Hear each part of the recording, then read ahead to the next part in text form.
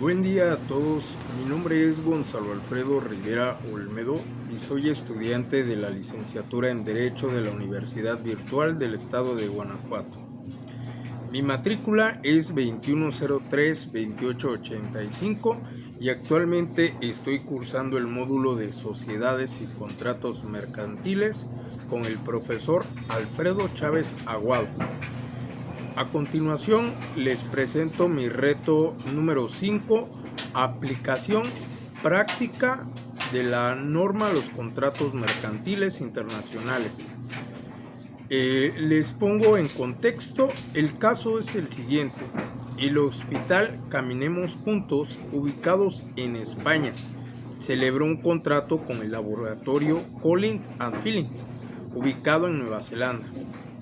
El objeto del contrato fue la adquisición de una caja de material de uso quirúrgico, 10 camas de hospital, 5 máquinas de oxígeno y una caja de apósitos y banditas adhesivas que el laboratorio entregaría al hospital.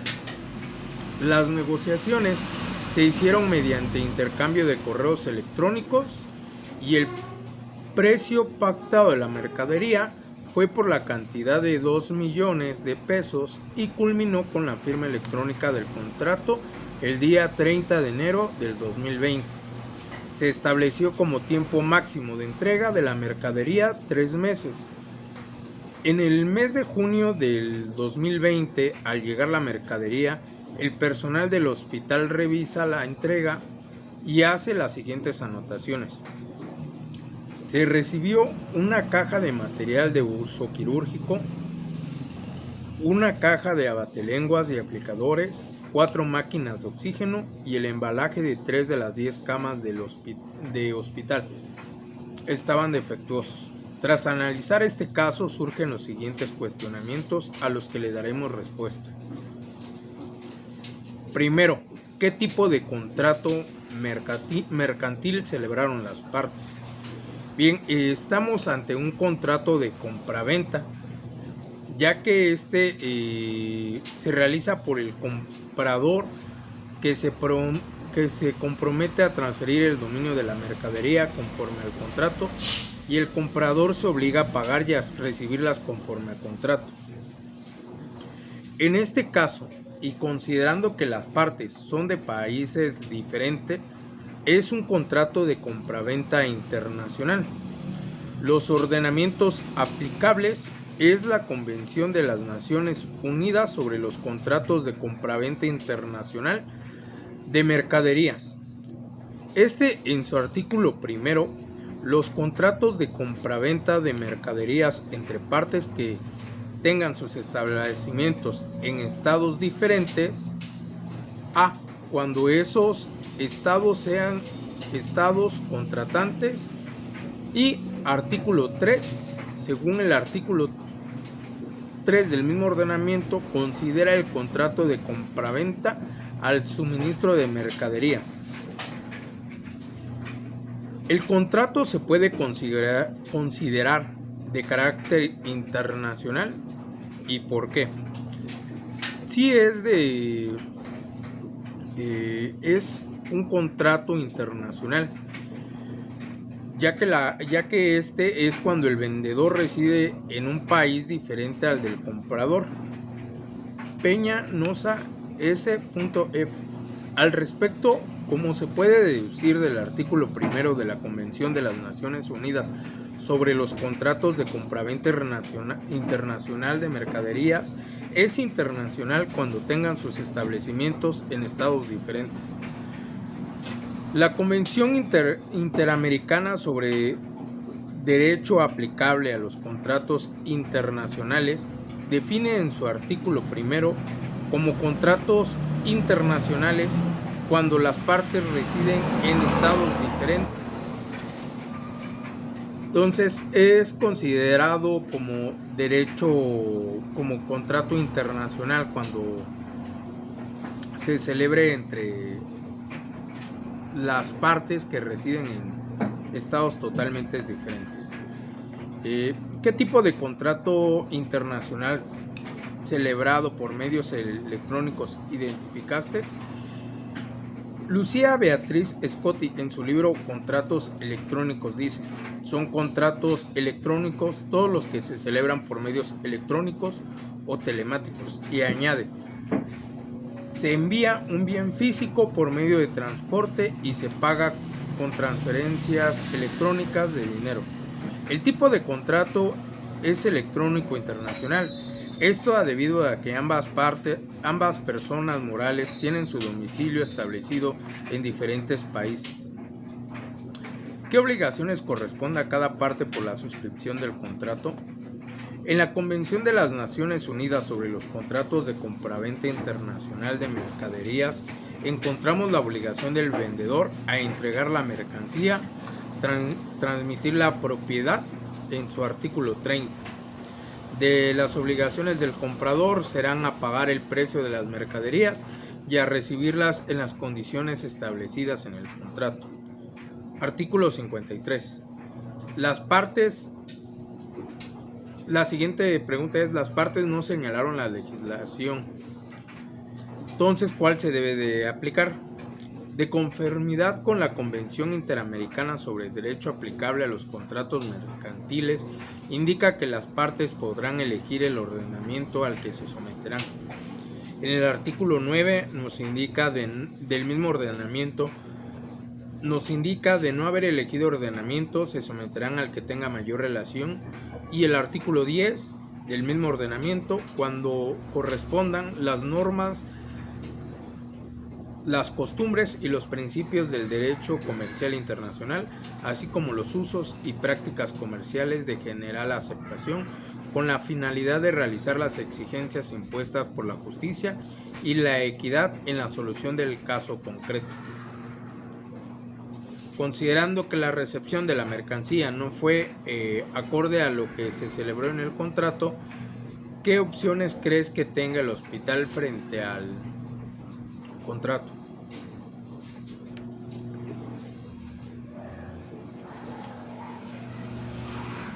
En este caso leímos lo que son los principios UNIDROIT sobre los contratos comerciales internacionales, y en este nos indica en su artículo 3.7: una parte no puede anular el contrato a causa de error si los hechos en los que se basa su pretensión le otorgan o le podrían haber otorgado remedios por incumplimiento. En este caso, si puede subsanar el error que se cometió, pues no da pie a que se pueda anular el contrato. Y en su artículo 7.1.1, el incumplimiento consiste en la falta de ejecución por una parte de alguna de sus obligaciones contractuales, incluyendo el cumplimiento defectuoso o el cumplimiento tardío. El concepto de incumplimiento incluye tanto el incumplimiento no excusable como el excusable. La parte que no recibió el cumplimiento tiene derecho en principio a resolver el contrato independientemente del que el cumplimiento haya sido o no excusable. Artículo 7.1.4. La parte incumplidora puede subsanar a su cargo cualquier incumplimiento y la parte perjudicada tiene derecho a reclamar el resarcimiento por el retraso.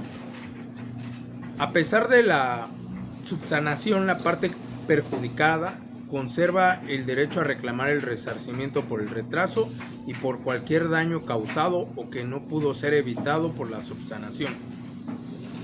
La otra pregunta es: ¿crees que procede la cancelación del contrato? Según el artículo 3.7 que ya habíamos mencionado, nos indica que cuando se pueda aplicar remedios por incumplimiento no se puede anular. Nos piden que hagamos una conclusión enunciando las cláusulas que podríamos incluir en el contrato para evitar o prevenir futuros conflictos. De las cláusulas que en este caso yo consideré, estaría 1, fechas y modos de entrega.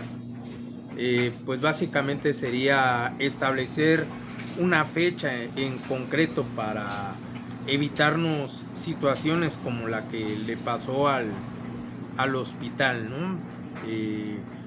Una parte también muy importante sería considerar las formas en cómo se va a entregar el pedido. Si es que el laboratorio va a ser el proveedor, si va a ser solamente una única compra, pues aún así se tiene que considerar la fecha y el modo de entrega. Es importante también considerar a qué derechos se van a sujetar, o sea, a qué ordenamientos. Aun aunque se establezca en el contrato, las partes pueden elegir en qué estado se van a ocupar el derecho, ¿no?, aplicable para lo que es su relación o su contrato.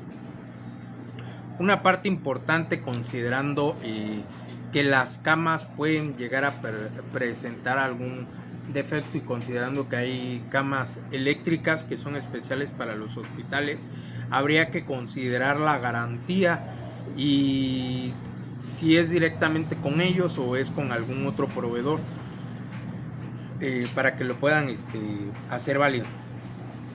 Una parte fundamental, considerando de que las partes son de un estado totalmente diferente, sería tal vez la contratación de un seguro para prevenir posible afectación por parte de la mensajería, ya sea de que en el transcurso se puedan caer, robar. Entonces un seguro podría ayudarle al comprador o al vendedor. El vendedor, si ofrece un seguro o si le hace recomendación al comprador que adquiera un seguro para evitar estas situaciones, ¿no?